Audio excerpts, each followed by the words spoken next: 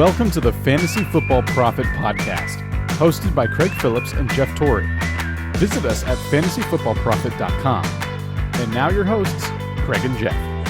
Welcome everyone to the Fantasy Football Prophet Podcast. I'm Craig Phillips, joined as always by Jeff Torrey. And today we're talking disappointments for the year. So we each came up with 3 players that have disappointed us so far this season. And normally we do our Thursday night preview or recap today's episode, but no Thursday night game. So I thought I'd try something a little different. We got 5 weeks in, so you definitely have some players that have disappointed so far. So I'm really curious who your 3 worst ones are right now. So let's just start this. Go 3 to 1, Jeff, if you have them in any kind of order. What's your number 3 disappointment so far for this year?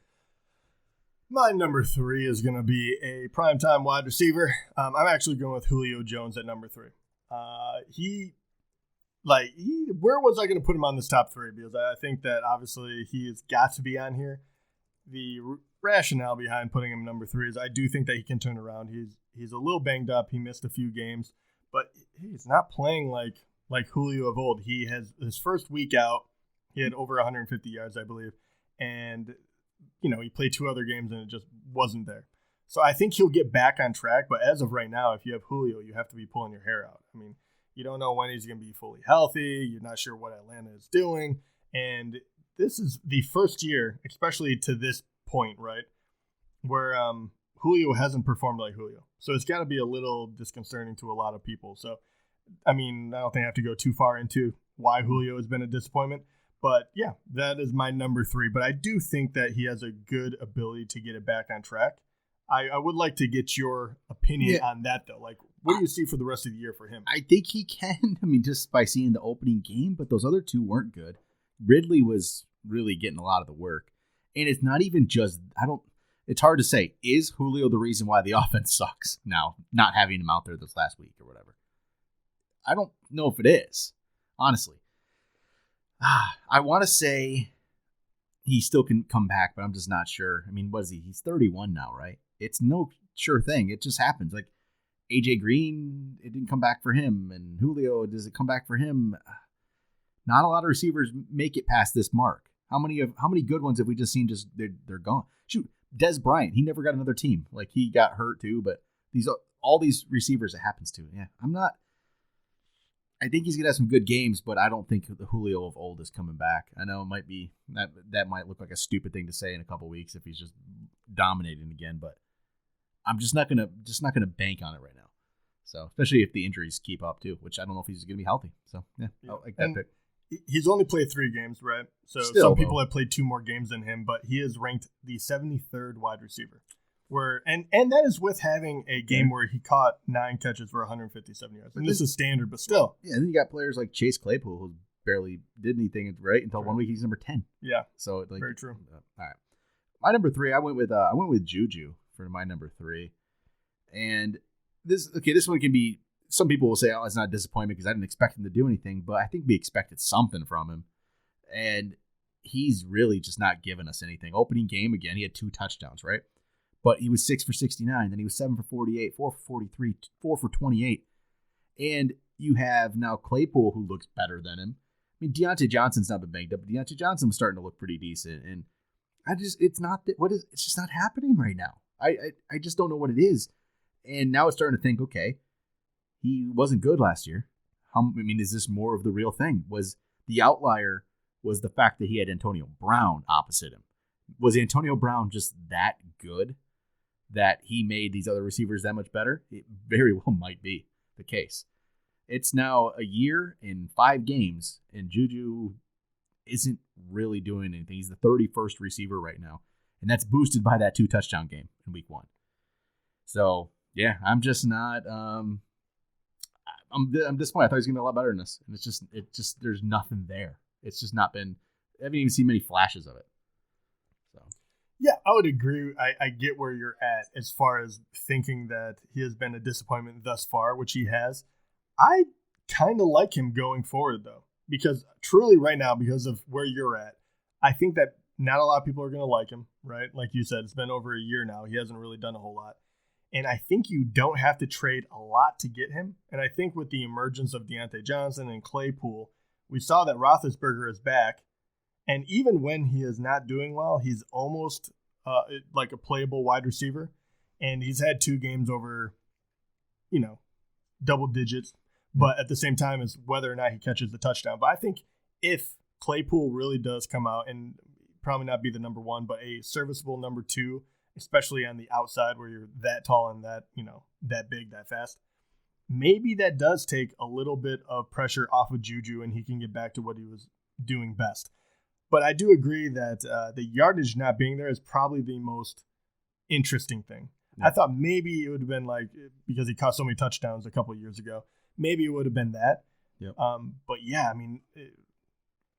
I'm very shocked that he hasn't gone over 100 yards in one of these games. Mm-hmm. But I do think that he's kind of an interesting player to try to get cheap.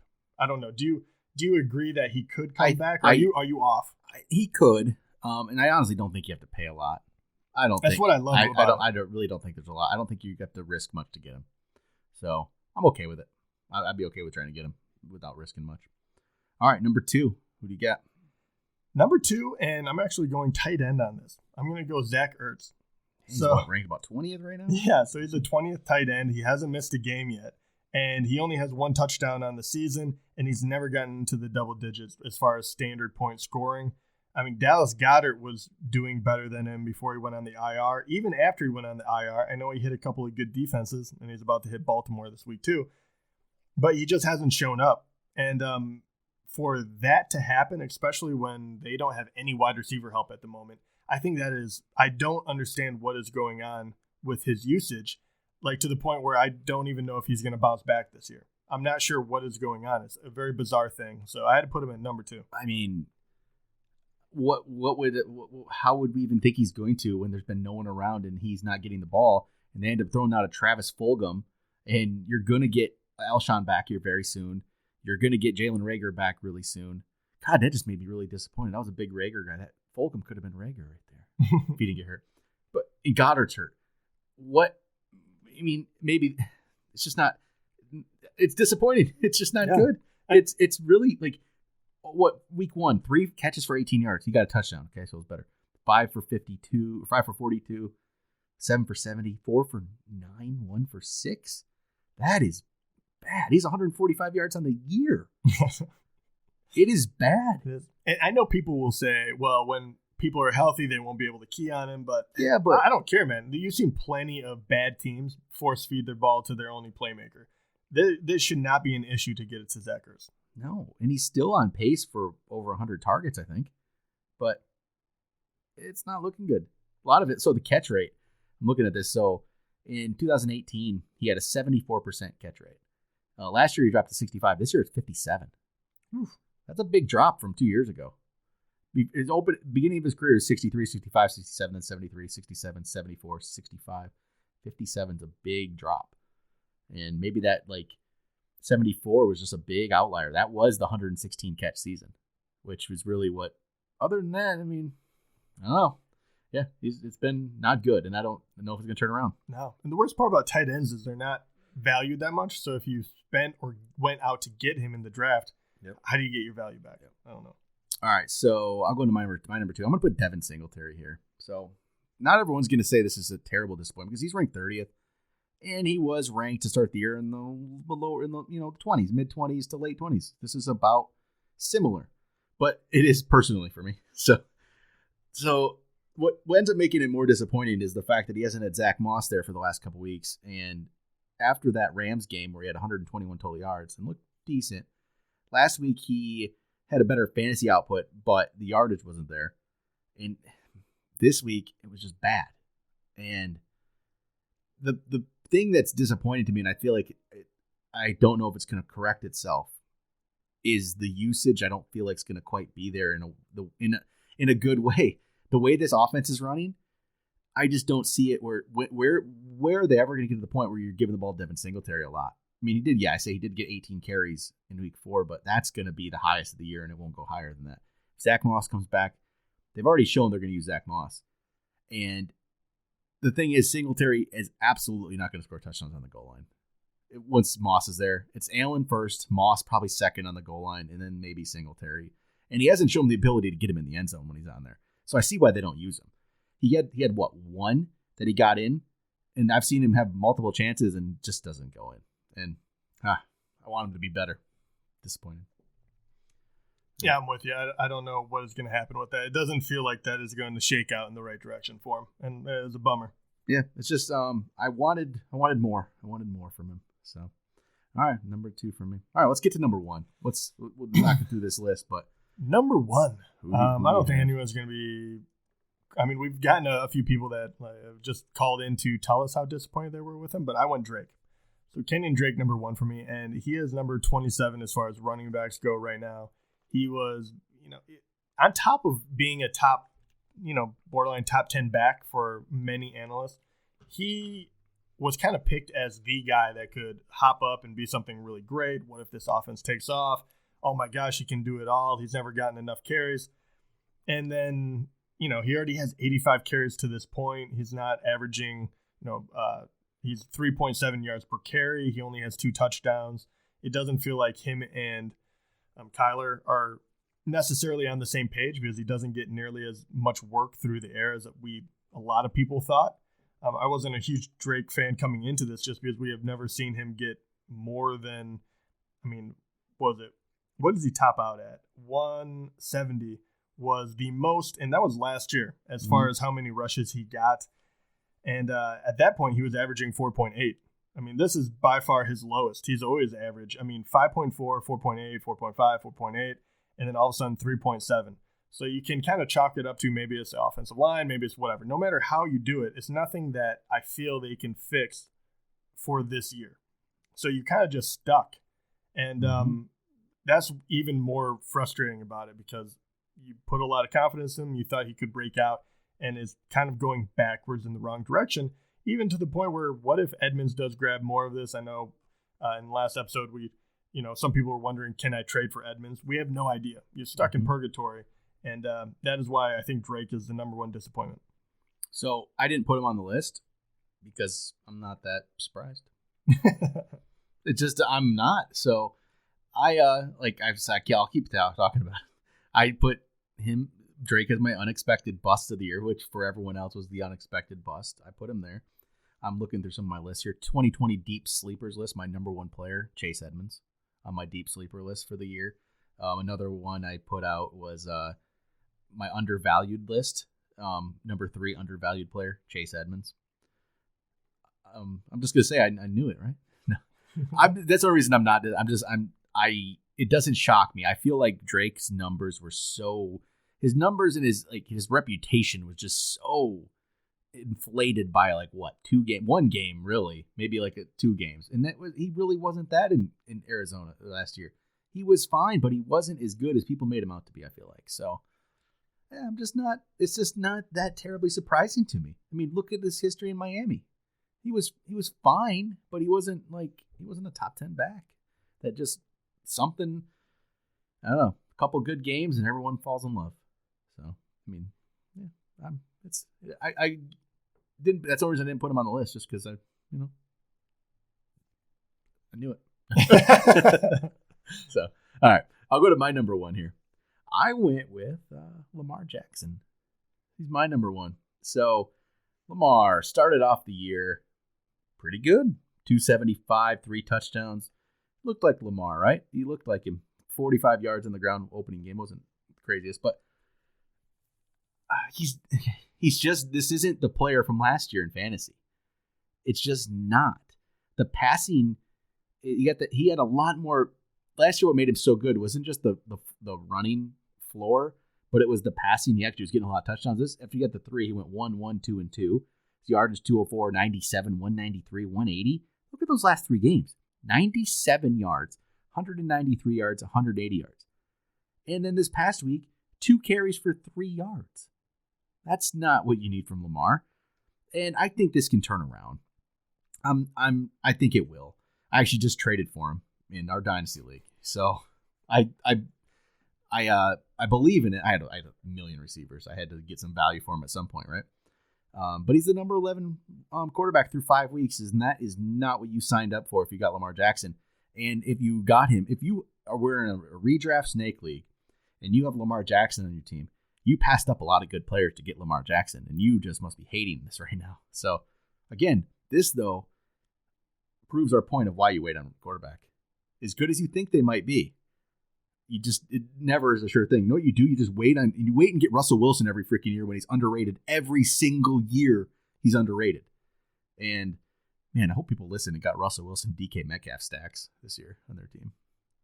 Probably looking pretty good. But, Lamar, my number one disappointment. I don't know how you feel about this being a Lamar Jackson owner. I'm an owner. I'm a lover. I had him at because I obviously listed out a handful of people and then ranked them after the fact. But I had him at number 6 as far as disappointment. I didn't because I could look at his numbers and understand why he's lower this year. But you're absolutely right when you're saying, hey, this is not why you drafted the guy. He's outside of the top 10. He's number 11. Mm-hmm. I do think he played all 5 games. He stayed healthy.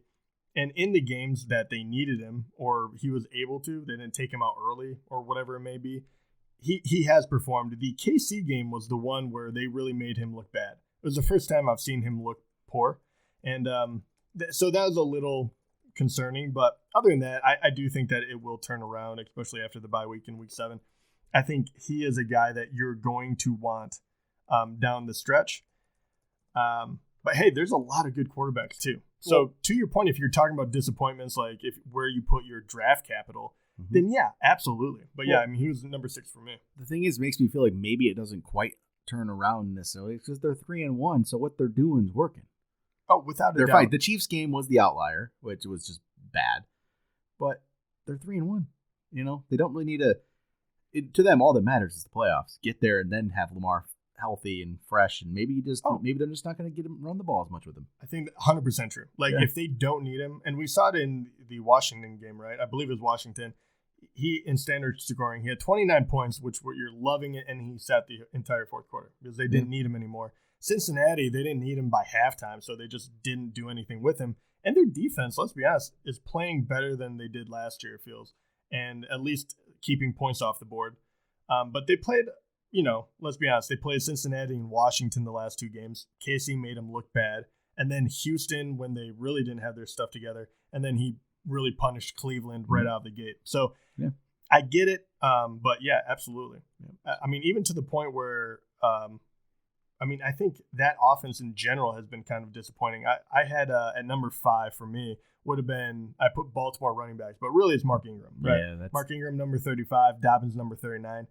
That team is just not running as efficiently and as much as they did last year. And that makes sense because they broke records last year of how much they were able to rush and how well they did it. Did I expect them to reestablish themselves like they did last? No. But did I think that Mark Ingram or one of their running backs wasn't going to be a top 20 back? I wouldn't have guessed that at all. So I think that entirely. Andrews is the only one that's not really disappointed, because he's cut enough touchdowns in order to make up for it. Mm-hmm. Yeah. So, all right. That's going to do it for disappointments. There's maybe some more out there, but those are the main ones for us. And I don't think any of these, I think all these guys do have the ability to turn it around. They're not done. What do you think about Drake? Do you think, in your heart of hearts, are you? So I think, okay. Would you trade for him? I guess that is the big question. If the value, if the cost was low, because I think he's... How low are we talking about, though? Because I feel like that's a cop-out. It is. It is a cop-out. I'm trying to think of a comparison here. I don't really know what that's going to be. Let me look at some players here. See if anything... Carl wants to know this. So... There's people that... I don't even know. Let me think here. I would probably trade... there's still people that might even take, Myles Gaskin for him, honestly. That's how down people are on him. And I would honestly still rather have Drake. I don't really believe in Gaskin at all. Okay, that's a pretty low bar, though. Josh Kelly. Honestly, I think Josh Kelly is not...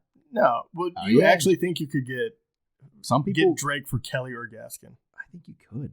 Josh Kelly, I think you could. I think you could. I truly believe you could trade Josh Kelly and get Drake. I think you could. Well, in that case, I would take the risk, but there's nothing else. I mean... I think those two, I think you could get him for those. And, okay, I'm not going to say he's going to be great because I don't think that. But I think the expectations were just geez, I got music playing. I think the expectations, they're trying to make us go out here. So the expectations, I feel like, were too high for what he truly is. And this is more what I think he is. He's gonna get a touchdown. The games are gonna be like, except for one game, he's been between 60 and 80 typically yards. So you think he's gonna be a good flex option? Because if he gets you 60, 70 and he gets a touchdown, it's not the worst scenario in the world for you. It's just people expected too much. He wasn't as good as what he should have been. He's an RB3. He's not the borderline RB1 that people wanted him to be. That's not what he is. And maybe Edmonds takes over more, but so far, honestly, they haven't shown that they want to do that with Edmonds. So I think I would be okay with having him. Yeah, I just think you have to lower your expectations, but not everyone has to be amazing on your team. Not everyone's team is just going to be all stacked. You're going to have the Drakes. Like, it's just going to happen. I'm sorry if you drafted him, and that's you're in rough shape then. But I'll go take him from you. Sure, here, I will take him from you. I will trade you. I don't know. I'll trade you somebody that doesn't matter. I don't know. Who that I was is. gonna say, I want to know the highest person you would trade, because right now I can't imagine giving up anything worthwhile. I'm trying to think of who worthwhile I would give, and there's not because you don't want to go too high. Maybe I'd give him Darrell Henderson, because I think Akers is going to take that over. I could see that. I think Akers is going to take it over. So crowded backfield, you'll take the risk. Yeah. I'm not I'm not saying he's going to be great. He's going to have a game or two though. I think he will. He has that in him. But all right, I think that's it though for today. We'll be back Sunday night. 6 NFL action. See you guys then.